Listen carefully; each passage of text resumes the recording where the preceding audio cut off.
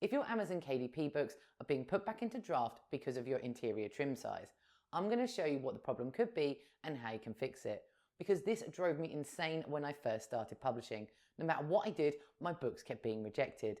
So rather than you making the same mistakes I did, let me show you what it is that you could be doing wrong. So if you've received this email from Amazon saying there's a problem with your interior trim or your margins, then this is what you need to do. So in Amazon KDP, open the launch previewer and go to one of your interior pages. Now make sure you have the guides turned on, because Amazon will show you the safety area of your book using these grey lines here. And it's these grey lines that you need to pay close attention to. So first of all, let's take a look at fixing books with no bleed, because no bleed books are quite simple. Basically, all your content needs to stay inside the safety area, and nothing, I mean nothing, can go inside your margins. So no colours, no text, no images, and not even page numbers can go outside these grey lines. So if you have any content going into your margins, amend your page and try publishing your book again, and this should solve the problem. So now let's take a look at books with bleed, because it's books with bleed that most designers struggle with. And again, all your text needs to stay inside the safety area.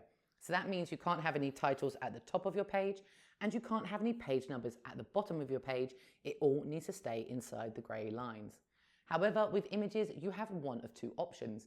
Either your images need to stay inside the grey area, or if they go across the grey lines, then they have to continue all the way to the very edge of your page.